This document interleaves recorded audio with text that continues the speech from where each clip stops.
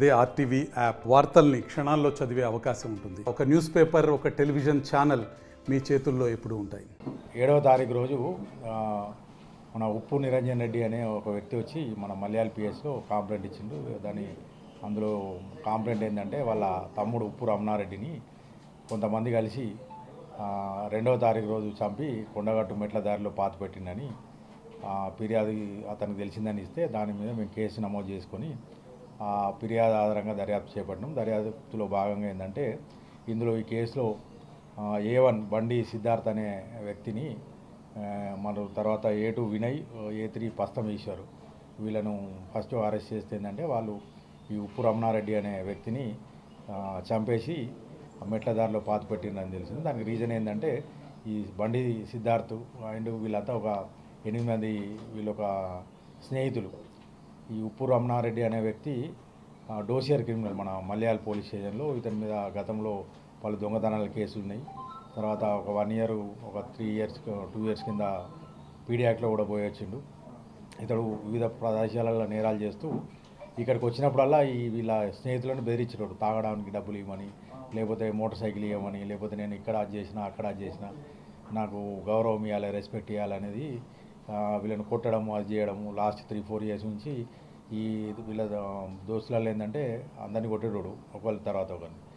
ఈరోజు ఏంటంటే ఆ 2వ తారీఖు రోజు ఈ బండి సిద్ధార్థ్ ఒక హల్దీ ఫంక్షన్ ఉండే. హల్దీ ఫంక్షన్ అప్పుడు కూడా అతడు మధ్యాహ్నం వచ్చేసి అక్కడ మోటార్ సైకిల్ తిప్పుకుంటూ న్యూసెన్స్ చేస్తాడు.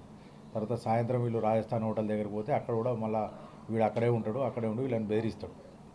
బెదిరించి మిమ్మల్ని చంపుతాం రా అది అని చెప్పి అది చేసిన తర్వాత దాంట్లో ఏంటంటే అతన్ని మనం మాట్లాడదాం రా అని చెప్పి పస్తం ఈశ్వర్ అనే వ్యక్తి కొండగట్టు మెట్ల దారికి తీసుకెళ్తాడు. తీసుకెళ్ళిన తర్వాత అక్కడ ఈ A1 సిద్ధార్థ్, పస్తం ఈశ్వరు మరియు వినయ్ వీళ్ళు ముగ్గురు కలిసి మాట్లాడే క్రమంలో ఏంటంటే ఇతన్ని బండ మీద లొల్లి అయినప్పుడు బండతోటి కొడితే దెబ్బలు తాకుతాయి. అక్కడే చనిపోతాడు. చనిపోయినాక అదే వీళ్ళు ఫోన్లో మిగతా నిందితులు A1 to A8 వీళ్ళు నిందితులను పిలిపిస్తే వాళ్ళందరూ కలిసి అందులో పూడ్చిపెడతారు.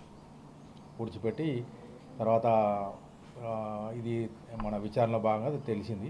ఇంకా ఫర్దర్ దర్యాప్తు జరుగుతుంది. దాని మీద దర్యాప్తులు చేస్తారు. ఇప్పటికైతే ఇంకేం లేదు. సాయంత్రం అయింది, రాత్రి 11 గంటలకు. అట్లా ఏం లేదు. ఇంకేమనుంటే మళ్ళీ ఫర్దర్ ఇస్తాం. ఇప్పుడు ఎందుకంటే ఇప్పుడు నిన్ననే కదా బాడీ తీసింది, నిన్ననే కదా. వీళ్ళను రిమాండ్ తీసుకుంటాం, పోలీస్ కస్టడీలో తీసుకుంటాం. సీసీ కెమెరాలు కూడా మేము ఫుటేజ్ చేస్తున్నాం. ఇప్పుడు అవన్నీ ఇన్వెస్టిగేషన్లో భాగంగా ఇప్పుడే అన్నీ చెప్పడం బాగా ఏం కాదు కదా.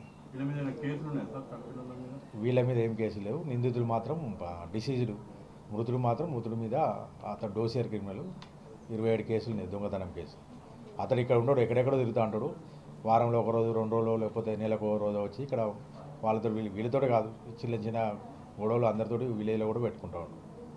మరిన్ని వీడియోస్ కోసం ఛానల్ ని సబ్స్క్రైబ్ చేయండి. లేటెస్ట్ అప్డేట్స్ కోసం వాట్సాప్ ఛానల్ ని ఫాలో అవ్వండి. ఆ లింక్ డిస్క్రిప్షన్ లో ఉంది.